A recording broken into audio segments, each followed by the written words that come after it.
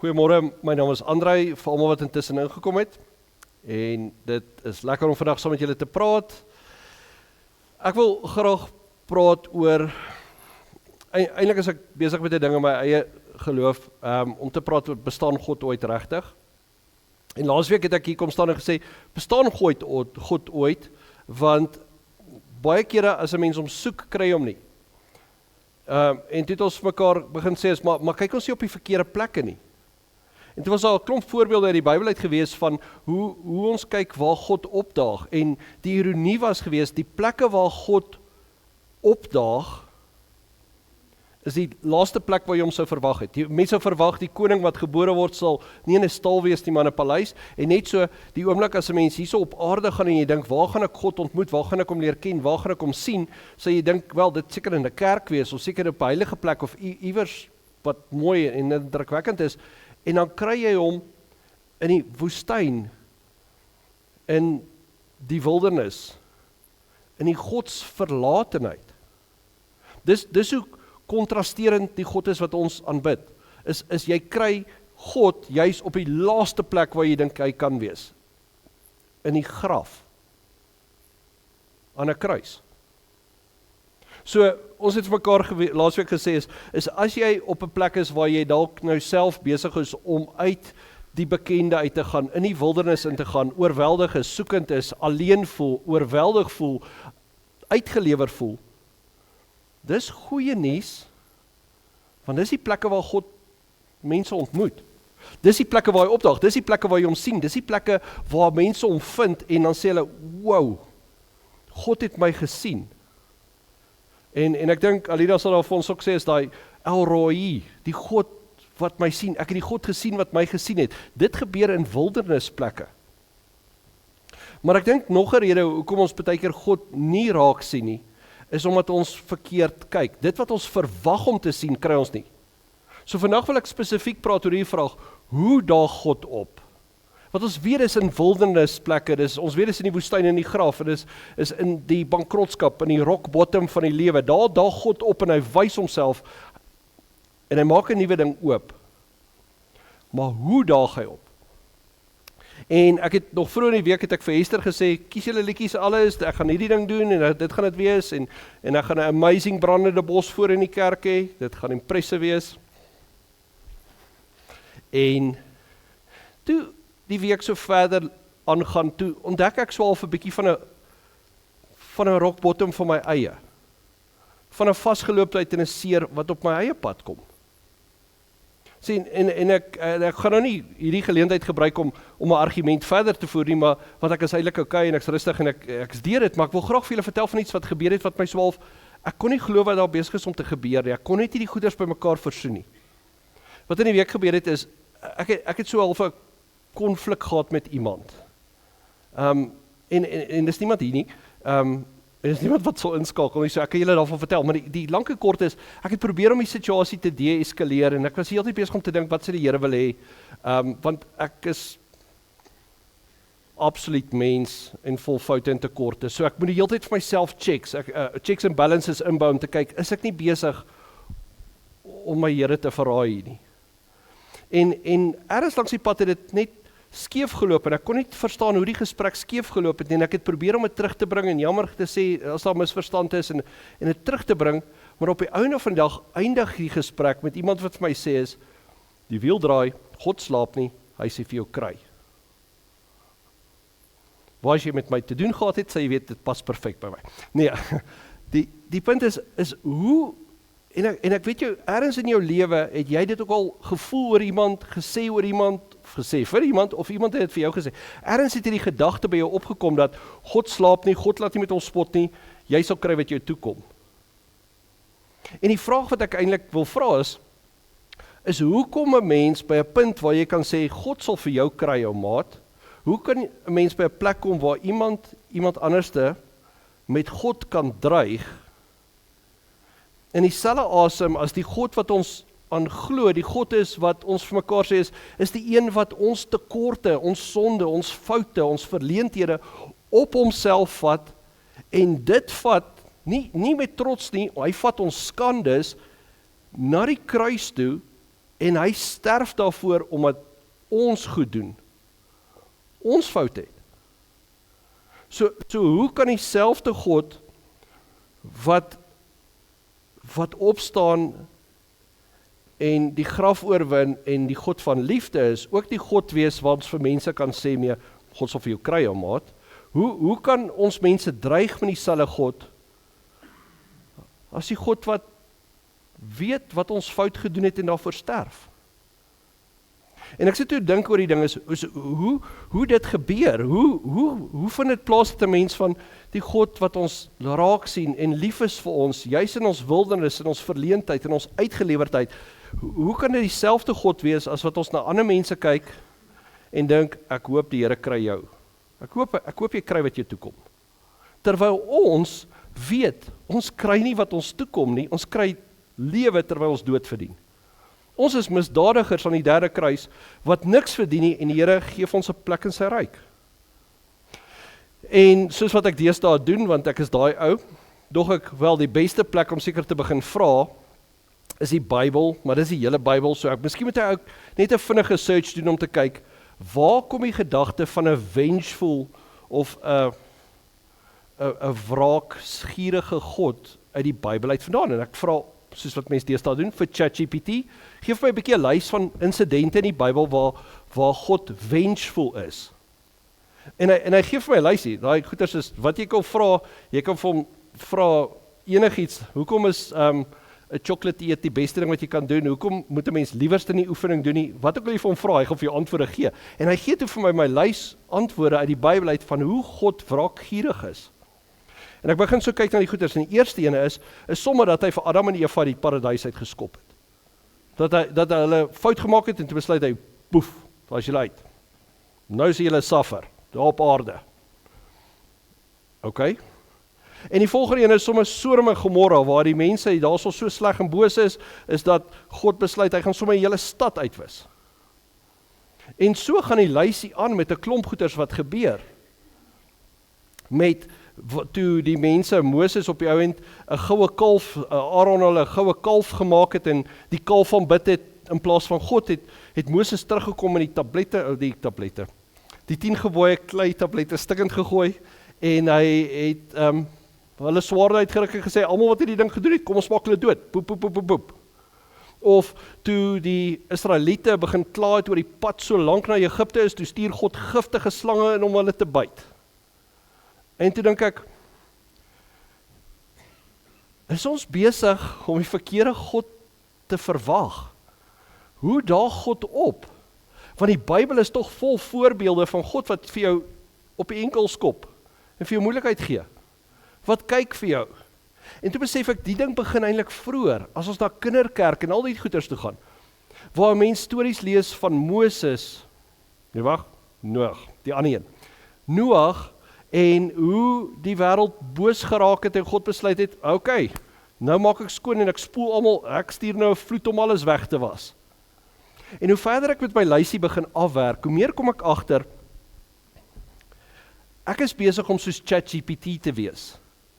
Dit wat ek vooruit kyk is nou dit wat ek voorkry, dit wat ek vra is dit wat hy vir my gee. En dan kom agter, daar's 'n storie aan elkeen van hierdie stories. Selfs al begin jy hierso met Adam en Eva, is die fokus nie van die storie dat hulle uit die tuin, uit die paradys uitgeskop is nie, maar is dat God hulle nie doodgemaak het nie.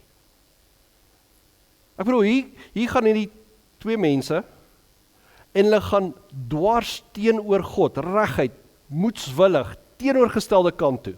En hulle probeer dit wegsteek, hulle probeer wegkruip, hulle maak nie net droog nie, hulle probeer dit weghou vir hulle self, en maak of hulle niks gedoen het nie.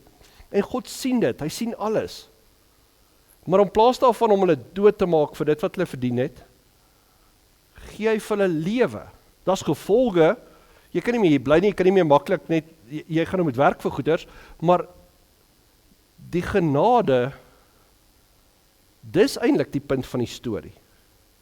Dis dieselfde met Noag en die ark. Ons fokus altyd daarop dat God alles tot niet gemaak het, maar ons mis dit dat die idee daarso was, is dat God juis gesoek het vir 'n manier om sy belofte lewendig te hou met mense. Hy gesien het, hier's nie meer 'n kans nie, tensy ek met Noag, amper sê ek weer Moses, met Noag 'n pad vorentoe gaan en ek hierdie gesin kan red, en selfs toe hulle gered het, toe slaal klaar weer besig om dronk te word en in die tent te lê kaal. Daar's nog steeds hierdie sonde wat saam met ons kom, en elke keer dan gee hy weer 'n keer 'n teken om te sê, ek gaan julle nie weer so vernietig nie. Ek sien hierdie is nie 'n manier om julle te red nie. Ek sien nie hierdie is nie 'n manier om julle op die pad te kry nie. Ek sien hierdie is nie 'n manier om julle veilig te hou nie. Elke keer wanneer daar hierdie insidente in die Bybel is, dan kan jy hom van twee kante af kyk. Jy kan hom kyk van 'n kind se kant af, soos hier word ek gestraf, en kyk het hoe kwaai is my ouer, of jy kan dit kyk van die ouer se kant af om te sê, hier is God besig om te sien, sy kind is besig om droog te maak en foute te maak, en die mensdom probeer hy terugstuur na 'n plek toe waar hulle enige toekoms kan hê. Ek bedoel, dink self daaraan, almal van ons wat ouers is. As jy net daai ouer is wat jou kind se beste vriend is, en vir hulle alles gee wat hulle wil hê, en nooit gevolge het as daar foute is nie. Jy weet so goed soos ek, jy is besig om jou kind groot te maak vir 'n plek waar hulle nie gaan respek hê vir enige wette, reëls of ander mense nie. Daar moet grense wees en gevolge wees. En natuurlik, daai grense kan nie rigied wees, daar's situasies en mense moet gesprekke en dit moet altyd in liefde gebeur. Maar ek dink dis wat God probeer reg deur die Bybel, is op soek na verskillende maniere om ons as mensdom, ons as kerk of ons as individue terug te bring op 'n pad. Maar dan kry jy ook goeters soos ou Moses, wat sy swaard uitruk en saam met die ander ouens gaan en sê, kom, almal wat die kalf van bid het, kom ons gemaak hulle dood, en hy kap daar 'n klomp ouens stig in. En dan wonder ek by myself, was dit God gewees, of was dit Moses gewees? Wat ek bedoel, mens dink hierdie insident hierso van Moses wat die klomp mense doodmaak, ja, okay, hulle het dit verdien, hulle het seker nou hier afgode aanbid, hulle het die reëls gebreek wat God vir hulle gegee het, hulle verdien dit seker. Maar Moses is ook dieselfde ou gewees wat 'n Egiptenaar doodgeslaan het en toe moes vlug vir 40 jaar. Dis ook dieselfde ou wat se antwoord op alles was, is kom ons maak dit eers dood en dan dink ons later. Hy's 'n gewoontemisdadiger in daai ding gewees dat sy meer die beste van hom gekry het in situasies. Dis hy wat die 10 gebooie stikkend gegooi het en toe sy swaard uitgeruk het.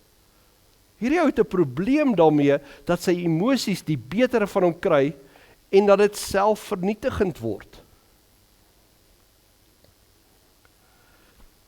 Dan sit 'n mens nog steeds met die ding. Hoe lyk die God wat ons verwag?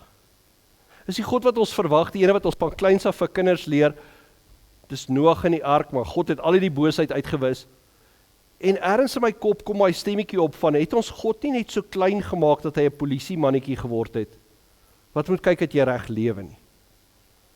Waar as ons as kinders stout was, dan maak jy Jesus se hart seer. As jy 'n lelike woord, jy maak nou Jesus se hart seer. Jy het met jou boetie beklei, jy het Jesus se hart baie seer gemaak. Is dit nie die manier wat ons groot geword het en ook dink oor 'n klomp goeters wat juis maak dat hierdie polisieman wraakgierige kant van God beklemtoon word nie? En dan sit 'n mens in situasies waar jy uit in die wildernis is, en ons weet, dis die plekke waar God opdaag, en dan sit jy en wag en bid en hoop vir hierdie wraakgierige God om op te daag, om alles reg te maak, en hy kom net nie. Die bose kry net nie wat hulle verdien nie. Die ongeregtiges ry net nie aan die pen nie. Mense kry net nie wat hulle verdien nie. En dan sit jy daarso en jy wonder, is daar ooit 'n God dan? Want ek sit nou hierso oor wat ander mense gedoen het, ek kry net nie regverdigheid hierso nie. Is daar ooit 'n God? Nou om ons bietjie te lei hierso vandag, wil ek net 'n stukkie lees wat kom uit Exodus uit, en dis hier dieselfde Moses, ou gewoontemisdadiger, wat ek eintlik like. Ek kan nie afpraat aan die ou toe nie. Ek sien baie van myself in sy foute, dan sien ek my eie foute. Maar ek wil praat oor hierdie stukkie wat Moses uit nou die Egiptenaar, hy was die ou gewees wat die volk moet vrymaak. Ons het laasweek ook bietjie oor hom gepraat, en dan besef hy dit, ek moet die volk vrymaak, en dan sien hy Jesus, ou wat 'n Jood slaan, en dan maak hy daai ou dood, en dan moet hy vlug vir sy lewe, en vir 40 jaar is daar niks nie, en as ons hom weer sien, is hy besig om in Exodus 3, sy skoonpa se skape op te pas, sy vee op te pas. En sy skoonpa is nog 'n priester van een of ander geloof. Dus sover hierdie ou geval het, is hy in die wildernis, in die heidendom, en hy's nêrens nie. Nou kom ek lees net vir julle daarso, Eksodus 3. Moses het die kleinvee van sy skoonpa Jethro, 'n priester van Midian, opgepas. Hy het die kleinvee diep in die woestyn ingejaag, totdat hy by Horeb, die berg van God, gekom het. En toe verskyn 'n engel van die Here aan hom, 'n vlam binne in 'n doringbos. En terwyl hy kyk, sien hy dat die doringbos aanhou brand, maar nie uitbrand nie. En Moses sê vir homself, ek wil tog 'n bietjie nader gaan om hierdie wonderlike verskynsel te bekyk. Waarom brand die doringbos nie uit nie? Toe die Here sien dat hy nader kom om te kyk, roep hy na hom uit die doringbos, Moses, Moses, en hy antwoord, hier is ek. Die Here sê toe vir hom, moenie nog nader kom nie, trek uit jou skoene, want die plek waarop jy staan is gewyde grond. En verder sê hy, ek is die God van jou voorvaders, die God van Abraham, die God van Isak, die God van Jakob. Toe maak Moses sy gesig toe, want hy was bang om na God te kyk. Nou net hierdie stukkie. So hier sit ons met hierdie absolute brandende verleentheid van 'n mens, wat bestem was om groot dinge te doen, hierdie potensiaal gehad het om 'n slawevolk van God vry te maak, om hulle te lei na hulle eie land toe. Hy's letterlik uit die rivier uit die dood uit gered om hierdie dinge te doen. En daar het sy lewe ergens skeef geloop, party van die goeters het met hom gebeur, en party van die goeters het hy oor homself gebring, en nou sit hy op 'n plek waar hy 80 jaar oud is, ek het rukkie terug gesê 84, toe ek weer gaan kyk, toe sy 80, sorry. Hy's 80 jaar oud, sy lewe is redelik verby op hierdie stadium, en hy het niks met sy lewe gedoen nie. 'n mors van tyd, spasie en asem. Sy brandende bos het 'n brandende verleentheid geword, en hy is besig om skape op te pas. Dis dit. 'n ou man wat afgeleef is, en niks meer beteken meer as om net skapies bymekaar te hou nie. En die volgende oomblik is daar hierdie brandende bos, en hy gaan nader uit nuuskierigheid om te kyk wat dit is, hierdie doringbos, en hy kyk, en hierdie ding brand nie uit nie, en die Here sê vir hom, hey, ek sien jou raak. Ek sien jou, Moses, moenie nog nader kom nie, trek jy liewerste uit jou skoene, want jy is op gewyde grond. En die volgende oomblik vra die Here uitlik vir hom is maak jouself kwesbaar. Ek bedoel, dink aan, nou, jy loop hierso, jy het sandale of jy het skoene of jy het wat ook al aan, dit is woestyn, daar is dorings, daar is klippe, daar is al hierdie goeters, en die Here sê vir hom, maak jouself kwesbaar, want ek is heilig, en jy's in my aangesig nou, ek wat hierdie bos laat brand en nie uitbrand nie, is hier by jou, ek kyk vir jou, moenie liewerste nie nog nader kom en trek uit jou skoene. En Moses reageer op die logieste manier moontlik. Want die God wat hy sien is in daai oomblik die God wat die polisieman is, die God wat vergelding soek, die God van regverdigheid en verdienste, die God wat raak gesien het wat jy gedoen het, Moses, die God wat gesien het wat jy met jou lewe gemaak het, wat se foute jy gemaak het, wat se teleurstelling jy is, hoe jy jou kanse gemors het, hoe jy niks bereik het nie, en hoe jy nou net salig maar aangaan en wag vir die einde, terwyl jy weet jou beste dae is agter jou. God sien hom raak. En al wat hy kan doen, is om sy gesig toe te hou, want hy is bang. Daar's hy. Moses sien God, soos wat ons hom baie keer sien. Soos hierdie regverdige God wat reg is om klappe uit te deel. Want ons verdien dit. Ek bedoel, 'n mens probeer jou bes, maar hoeveel keer intentioneel of per ongeluk gaan dinge so skeef, en ek bedoel, om weg te hardloop van die verantwoordelikheid van dit af, dit maak dit net erger. En ek stoei toe met hierdie ding van, maar hoekom hierdie God wat Moses sy gesig mee wegsteek, hoekom dit uit by die Jesus wat op die einde van die dag vir ons aan 'n kruis sterf, en die dood oorwin, en ons sonde vergewe. En ek dink toe aanvanklik, miskien is dit 'n Ou Testament, Nuwe Testament. God van die Ou Testament is kwaai en die God van die Nuwe Testament is die nice God. Al hierdie goeders, miskien is dit 'n Ou Testament, Nuwe Testament ding, maar toe onthou ek in die Nuwe Testament is Jesus ook die een wat sê is die ouens wat nie vir my vind nie, die ouens wat by die partytjie opdaag en nie die baadjie aan het nie, hulle moet uitgegooi word daar en verbrand word met die vuur. Die verkeerde visse moet uitgegooi en verbrand word. En toe kom ek agter, nee, dis maar dieselfde God. So hoe bring mense die twee kante by mekaar uit van 'n God wat hierdie brandende doringbos het, wat jy vir jou gesig voor moet wegsteek, en Jesus, die lam van God wat vir ons gesterf het. En terwyl ek toe met hierdie ding stoei, toe kom ek agter, ek het jarelank hierdie ding gelees en iets misgekyk wat daar staan wat ek nooit gesien het nie. En miskien lees ek dit in. Miskien hoor ek net iets wat ek wil hoor. Maar toe ek dit sien, toe kan ek dit nie verby dit kyk nie. As 'n mens teruggaan na hierdie ding toe, na die begin van die hoofstuk toe, dan kry ons 'n goeie skets van Moses. Hy is die ou wat nou sy skoonpa wat 'n priester is van die Midianiete daar besig is om die goeders op te pas. Maar vers 2, toe verskyn 'n engel van die Here aan hom in 'n vlam binne in 'n doringbos. En terwyl hy kyk, sien hy dat die doringbos aanhou brand, maar nie uitbrand nie.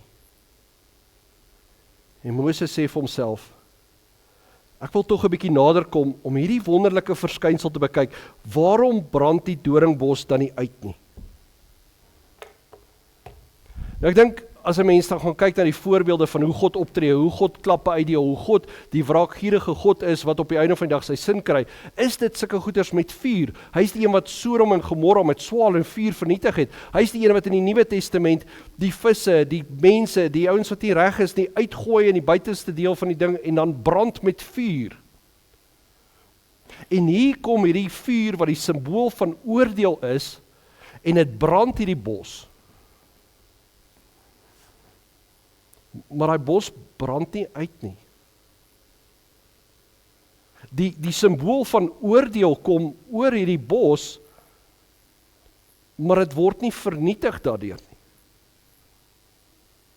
En ek dink toe aan Moses se lewe wat soveel potensiaal het en op die einde so teleurstelling was, hierdie doringbos wat eintlik bedoel was om iets beter te wees, maar nou is dit nou maar 'n doringbos vol hake en steke en seerplekke.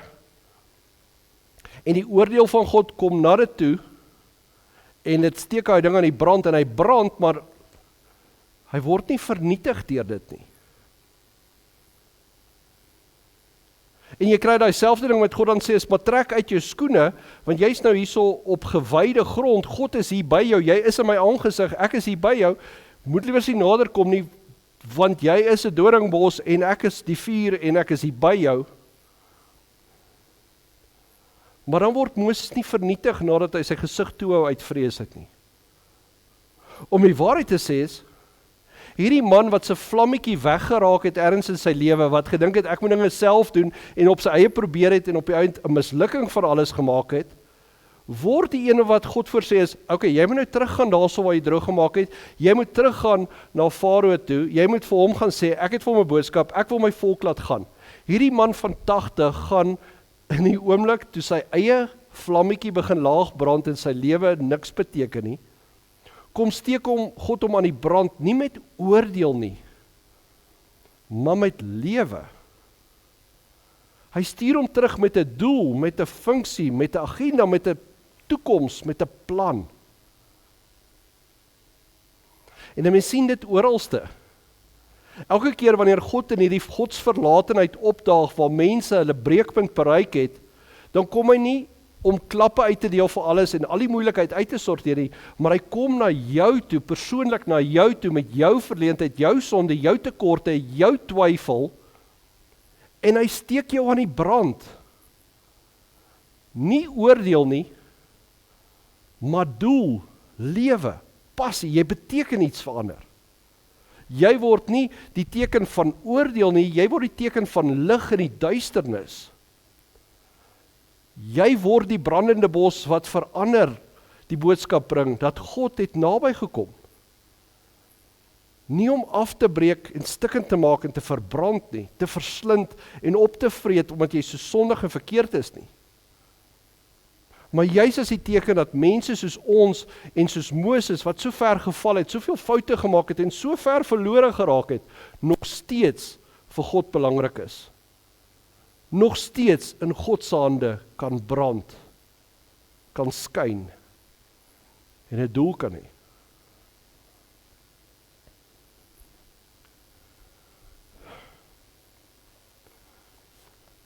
So wie is die God wat jy verwag om te ontmoet? Want as ek moet eerlik wees, baie keer is ek daai ene wat, as dinge met my sleg gaan, as ek in die wildernis is, as ek in die verleentheid is, as ek uitgeskuif is met die onregverdigheid, nie net by my werk nie, maar as ek hoor van ander mense wat uitgeskuif is as gevolg van onregverdigheid, oor gesondheid, finansies, dan wens ek God wil kom klappe uitdeel.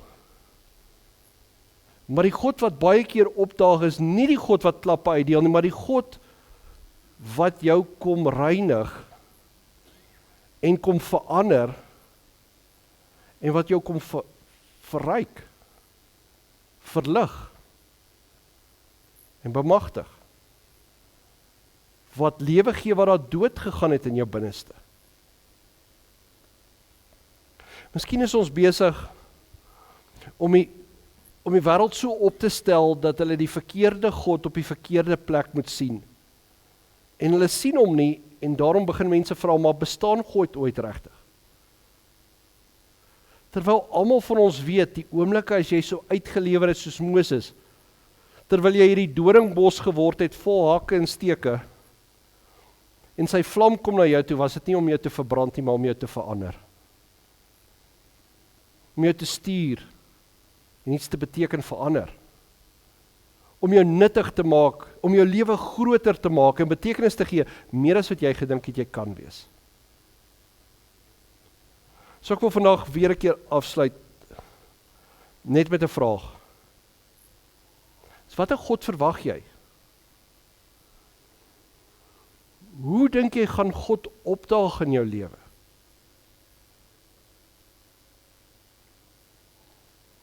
Want as jy die vuur verwag, dink ek ons is op die regte pad. Maar wat daai vuur kom om te doen, ek dink dis waar ons dit baie keer verloor. God is nog steeds die een wat afbuk na ons toe. Wat ons seer sien en ons twyfel sien. En ek is oortuig in my hart, hy buk af, nie om ons nog kleiner te maak en te vernietig oor ons kleinheid nie, maar om ons op te lig, want hy's 'n ouer. Hy's liefde. En hy gee om. Ek wil jou uitnooi om hierdie week op die uitkyk te wees vir God. En nie net op die regte plekke te kyk vir hom nie, maar ook op die regte manier. En mag jy dan, wanneer die Heilige opdaag in jou lewe, in jou woestyn, in jou wildernis, wanneer hy opdaag met vuur en met lig en met krag, mag jy anderste as Moses weet, dat hy nie kom om jou te vernietig nie, maar om vir jou lewe te bring. Kom ons bid saam.